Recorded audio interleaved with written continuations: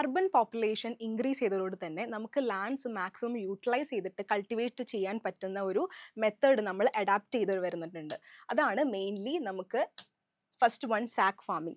അതായത് ചാക്കിലെ കൃഷി, ചാക്കിൽ മണ്ണും അതേപോലെ വളവും നിറച്ച് അതിൽ കൾട്ടിവേറ്റ് ചെയ്യുന്ന ഒരു മെത്തേഡിനെയാണ് സാക്ക് ഫാമിംഗ് എന്ന് പറയുന്നത്. കൂടുതലായിട്ടും പച്ചക്കറികളും അതോടൊപ്പം തന്നെ ഫ്രൂട്ട്സുമാണ് ഇതിൽ കൾട്ടിവേറ്റ് ചെയ്ത് വന്നിരിക്കുന്നത്.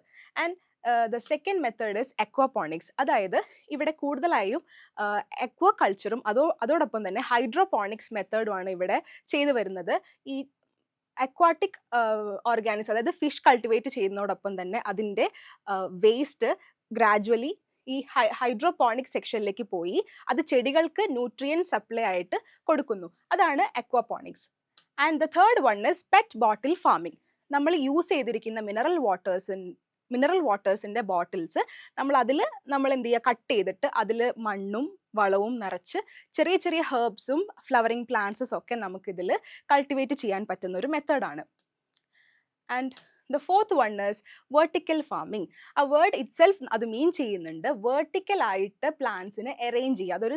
ഒരു സ്റ്റോക്ക്ഡ് ലെയേഴ്സ് ആയിട്ടാണ് പ്ലാന്റ്സിനെ നമ്മൾ അറേഞ്ച് ചെയ്തിരിക്കുന്നത്. ഇതിൽ കൂടുതലായിട്ടും നമുക്ക് പ്ലാന്റ്സിനെ വൈഡായിട്ട് നമുക്കിതിനെ കൾട്ടിവേറ്റ് ചെയ്യാൻ പറ്റും.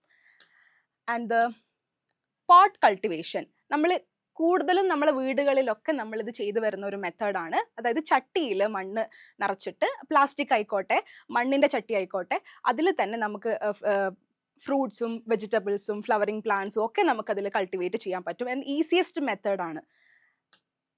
ആൻഡ് ദ ടെറസ് ഫാമിംഗ്, നമ്മളെ വീടുകളിൽ ഒഴിഞ്ഞു കിടക്കുന്ന ടെറസിൽ നമുക്കത് എന്ത് ചെയ്യാം, മാക്സിമം ആ ഒരു ഏരിയ യൂട്ടിലൈസ് ചെയ്തുകൊണ്ട് തന്നെ നമുക്ക് എന്ത് ചെയ്യാൻ പറ്റും, കൾട്ടിവേറ്റ് ചെയ്യാൻ പറ്റും. അതോടൊപ്പം തന്നെ ഡയറക്റ്റ് സൺലൈറ്റും വാട്ടർഫോളും ഒക്കെ റെയിൻഫോളും ഒക്കെ നമുക്ക് എന്ത് ചെയ്യാം, ആ ചെടികൾക്ക് കിട്ടുന്നുണ്ട്. സോ ഇതാണ് maximising of the land utilisation. അതിൽ മെയിൻലി നമ്മൾ എടുത്ത് പറയേണ്ട ഒരു മെത്തേഡാണ് വെർട്ടിക്കൽ ഫാമിംഗ്. കാരണം ഇതൊരു ഇന്നോവേറ്റീവ് ആയിട്ടുള്ള ഒരു അഗ്രികൾച്ചറൽ മെത്തേഡാണ്. And they are vertically stock layers ആയിട്ടാണ് ഓരോരോ ചെടികളും അറേഞ്ച് ചെയ്തിരിക്കുന്നത്.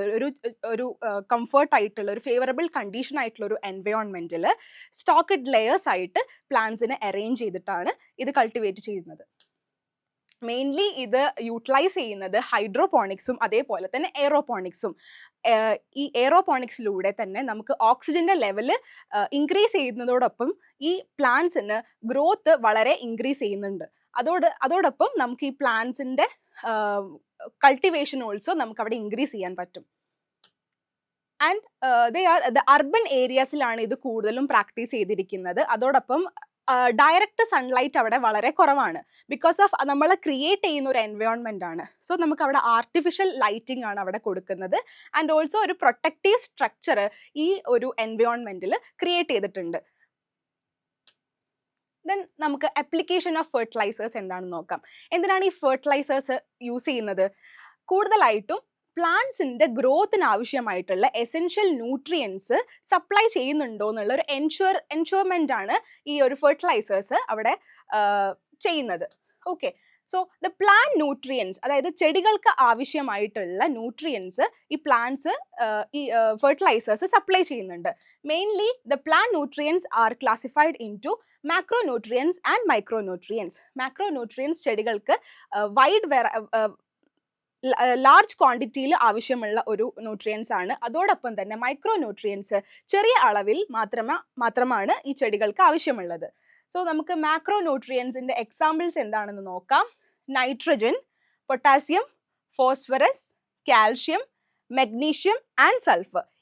ഇത്രയും എക്സാമ്പിൾസ്, ഇത്രയും മാക്രോന്യൂട്രിയൻസ് പ്ലാന്റ്സിന് ലാർജ് ക്വാണ്ടിറ്റിയിൽ ആവശ്യമുള്ളതാണ്. ദെൻ മൈക്രോന്യൂട്രിയൻസിൻ്റെ എക്സാമ്പിൾസ് നോക്കാം. Barium, boron, sulphur, copper, magnesium, iron, molybdenum, chlorine and nickel.